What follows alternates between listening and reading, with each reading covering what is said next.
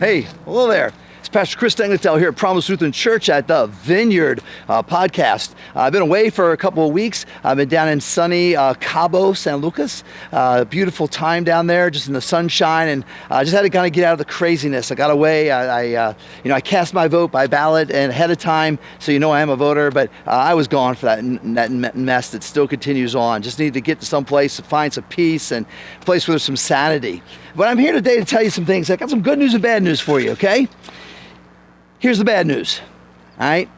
The harvest is over. It's done. I've got no more grapes. They're all gone. The harvesters came through and they picked all the grapes and they're gone. They're now in a process of being made into wine. And we've got some bottles from our first harvest, which was almost 3 years ago. And so those bottles are ready. But right now, there's nothing here. Just leaves, and they're drying out, and soon we're going to prune them back. That's the bad news. It's gone. It's done, and there's nothing you can do. I can't make this branch produce grapes. I just can't do it. It's not going to happen. It's It's over. It's finished. Can I say it any more clearly? It's done.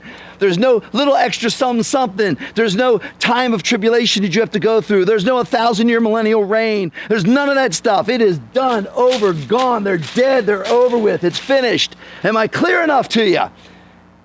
Well, some people that harvest this missed some of the grapes. They weren't present. They really weren't very active. They were hiding under some of the good leaves, and that's what's left of them. Can you see that real close? That's all that's left. And they are just dead. There's nothing left in them. They're gone. They're worthless. They're useless, only to be thrown into the fire. Do you see why Jesus used the analogy of the vineyard so often? How much sense that would have made to a people that lived in the vineyard and would know that when they said that the harvest, there was nothing left but be thrown in the fire, how that would have made sense to them. Because we'll glean these eventually, and these branches have to be thrown into the fire because bugs will get in them and then breed bugs that go ahead and move into the vineyard. And so all that has to take place. See, the bad news, it's all over. It's done. Are you ready? Are you ready for the harvester to come and harvest our fields? You see, many of us live in a life that thinking, well, he's never really going to come back again. We become idle and we do things on our own. We forget the necessity of believing in God and learning about God every single day of our life. Just before I left, I buried a friend, a leader in our church, a sheriff, a deputy, just a great man, Harry Cohen. And his life was asked him like that. He had no time to repent, no time to fall on his knees, no time to change his mind. He came in, and with a breath, his life was taken from him. And it was done and over with. That's how the harvest happens.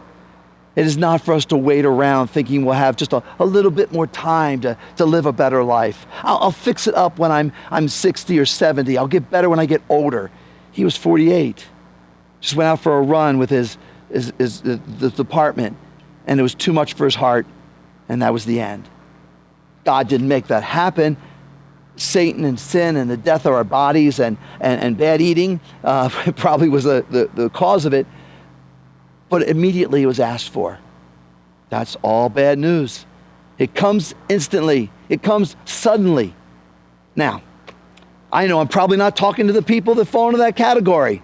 Harry was not that guy. He was a guy who believed in the Lord. His life was just asked of him, that's all. I imagine the people who watch this podcast probably are believers. But maybe you might want to send it to somebody who's not a believer to remind them how quickly life can be taken of us. How COVID, as scary as it is, and aggravating and agitating and frustrating this whole thing is, and the arguments of politics and stuff, reminds us the fragility of life, how quickly someone can catch something we can't see, touch, or feel, and enter our bodies and take our life. That's the bad news. The good news is this. Where are the grapes? Where are the grapes that were harvested? They came and they cut them and they put them in a giant box, and they were taken to a winery, and there they're made new wine. You see that analogy God uses? They're new wine. They'll be in a canister safe and sound. Birds will not pick at them. They will not be destroyed. Yeast will be added to them to bring life to them, that they'll becoming a living organism once again. Even though they were picked to become dead, they're mixed with yeast, which is alive and brings life back to them in that canister. And they're brought into oak barrels for many of them. And they'll sit in that oak barrel, which they'll take in the nutrients from and the flavors from that oak. And then they'll be put into bottles, and we'll open that bottle and air will hit it. And the grapes that were once dead will now breathe new life. And they will be wine again, a new created being, wine. That's the amazing good news. And for you that are watching this, you are becoming new wine. When the harvest comes, have no fear, for you will be new wine. When you're in heaven, your body will be new wine. My brother Harry is new wine in heaven. We are made anew, and that's why the vineyard never loses its analogy by Christ. It never loses its impact in our life, because it's always something that we can look on and say, this is life and death and disease and meaning and understanding. All of that comes together in a simple analogy of wine that God knew would never disappear.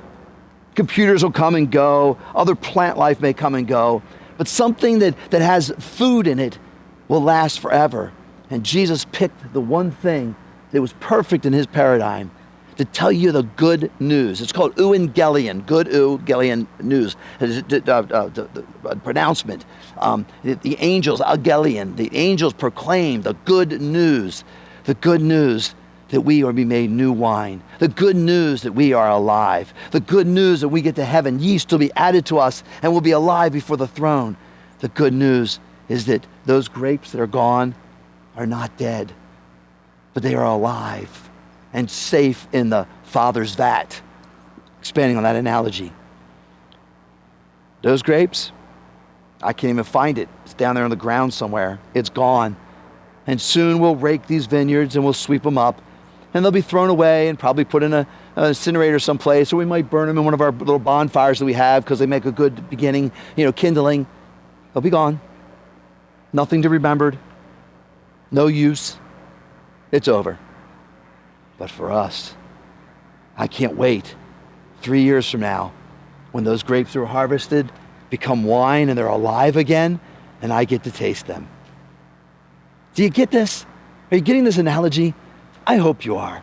I hope today when you walk around in your job and this week when you come to Thanksgiving on Thursday, that you're thinking about the new wine that we are and how God has preserved us and taken care of us. And yes, COVID's around us and we've lost some people, but yet we've been protected, we've been kept well. And many of us have not. Far many more have not gotten COVID. Far many more have not infected disease. And far many have lived life by some restrictions that have now come into our life that says, be thankful. Be thankful for the new wine. Be thankful for everlasting life. Be thankful that we are never alone. Be thankful that we're not hiding behind some leaf and forgotten and missed. For the Father will lift the leaf and look for you because he loves you that much. May you leave encouraged. May this Thursday you thank God for all the things he's done for you. And as you taste the wine at your dinner table, that you might say to yourself,